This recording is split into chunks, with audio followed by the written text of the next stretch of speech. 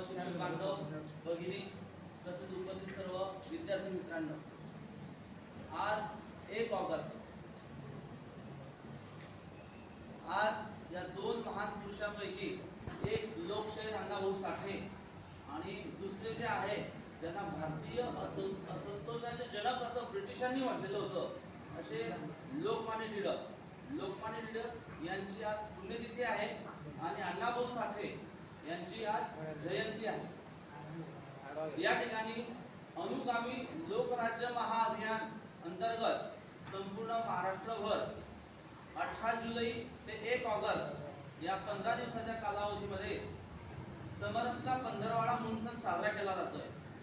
अनुगामी लोकराज्य महाअभियान यालाच अनुलोम असं देखील म्हटलं जातं आणि अनुलोम ही संस्था सामाजिक कार्यामध्ये अग्रेसर असलेली संस्था आहे। या अनुलोम मार्फत आपल्या जामनेर तालुक्यामध्ये अण्णाभाऊ साठे यांची पुण्यतिथी ते जयंती, त्यांची पुण्यतिथी 18 जुलैला होती आणि 1 ऑगस्टलाच म्हणजे आज जयंती, असा 15 दिवसांचा कालावधी म्हणजे पंधरवाडा आपण या संस्थेतर्फे सामाजिक समरसता म्हणून संपूर्ण तालुक्यामध्ये आपण विनंती करून अण्णाभाऊ साठे यांच्या कार्याचा गुणगौरव, त्यांच्या कार्याची माहिती आपण जनतेसमोर मांडत आहोत।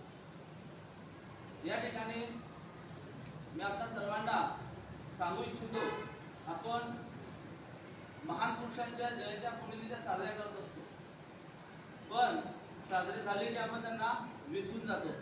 तात्पुरतं ज्या दिवशी त्याचं पुण्यतिथी किंवा जयंती असेल त्या दिवशी फक्त आपण पूजन वगैरे करतो, परंतु मी आपल्याला सांगू इच्छितो तरुण वर्गाला की अण्णाभाऊ साठे असतील, लोकमान्य टिळक असतील, अनेक महान पुरुष आपल्या देशात होऊन गेलेले आहेत। त्यांचं जे काही कार्य आहे, त्यांचे जे काही विचार आहेत, ते विचार, त्या विचारांपैकी एक विचार जरी आपण स्वीकारला आणि त्या विचारावरती आपण जर कृती केली तर आपण आपल्या स्वतःचं, आपल्या समाजाचं, आपल्या देशाचं सुजलाम आणि सुफलाम करू शकतो। अण्णाभाऊ साठे यांच्या बाबतीत जर बोलायचं झालं, आता या ठिकाणी तरुण वर्ग आहेत, किती जणांना माहिती अण्णाभाऊ साठेंचं नाव काय होतं? फक्त प्रशांतला माहिती आहे।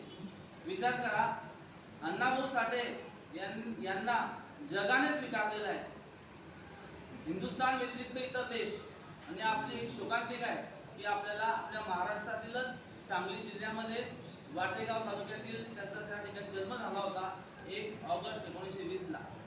अण्णाभाऊ साठे फक्त 1.5 दिवस शाळेमध्ये गेलेले व्यक्तिमत्व आहे। त्यांच्या कालावधीमध्ये ते शिक्षण घेत असताना जातीभेद, स्पृश्य अस्पृश्यता या जाचाला कंटाळून ते फक्त 1.5 दिवस शाळेत जाऊ शकले।